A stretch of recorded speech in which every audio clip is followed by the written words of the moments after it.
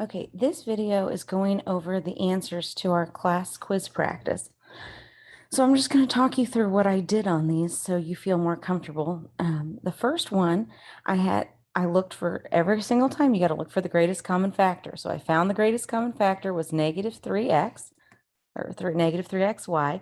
And when I took out negative 3xy, I got 8x cubed plus y to the sixth. So in this parentheses, it's a binomial.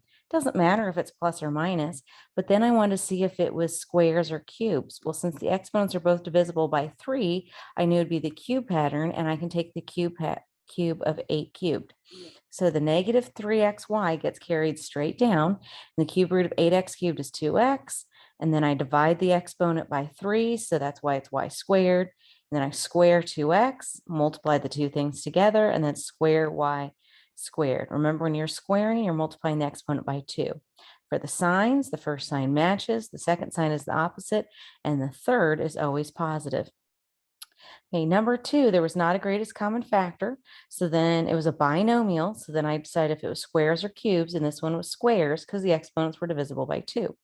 So the square root of x to the fourth is x squared, and the square root of 81 is 9. But this exponents here were not in it. That's not what I do. They were not an invisible 1.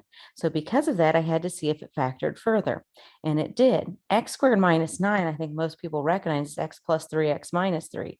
X squared plus 9 works as well because I can do x plus 3i and x minus 3i. Your quiz does not have any ones that come out with an I. However, for your test, there's definitely going to be one, maybe two, that has an I in the answer. Okay, number 3, there was no greatest common factor. It was a trinomial. The leading coefficient was the invisible 1. So I went straight to my two parentheses, and I was looking for two numbers that multiply to negative 42 and add to negative 11. And that's what I got. Number 4, there was no greatest common factor.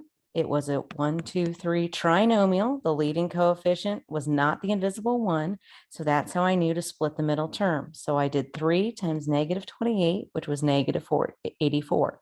Now, I don't know a lot of factors of negative 84, so I just started. I knew because it added to a positive, the bigger number had to be positive. So I did 84 divided by 2, and I got 42. So negative 42 and 17, that's not going to work. Okay, it was not going to, negative 2 and 42 is not going to add to 17. So then I did 84 divided by 3. So negative 3 and 28, still not going to be 17.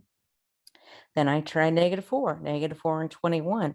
Oh, that would give me 17. So that's why I chose those numbers. That was the logic that I went through. Now, if you did the 21 first and the negative 4 second, you're still going to, your work is different, but your answer at the end should match. And again, as long as what you have in the two parentheses is the exact same, the order of the two parentheses is not important. Okay, on number 5, there was no greatest common factor. So I went straight to my two parentheses, but instead of having x and x, I had x squared and x squared. Remember, this is always going to match that middle term. Okay, so then x squared minus 25 keeps factoring x plus 5x minus 5. X squared plus 3 does not factor further. And it's not because of the plus, it's because I can't take the square root of 3. That's why that one doesn't factor further. So that one I just carried straight down. Okay, number 6, there's no greatest common factor. It was a binomial, exponents divisible by 3, so it was a cube. So the cube root of x and 9 was x cubed because 9 divided by 3 is 3. The cube root of 5, 12 is 8. So then the second parentheses, square, multiply together, and square. And remember, when you square, you're multiplying the exponents by 2. All right, on number 7, you got to take out the greatest common factor first, which is 2. Then when you look inside the parentheses and you're ignoring the 2, and you look inside the parentheses, x squared has the invisible positive 1, which means we do not need to split the middle term. We're just going to carry that 2 straight down.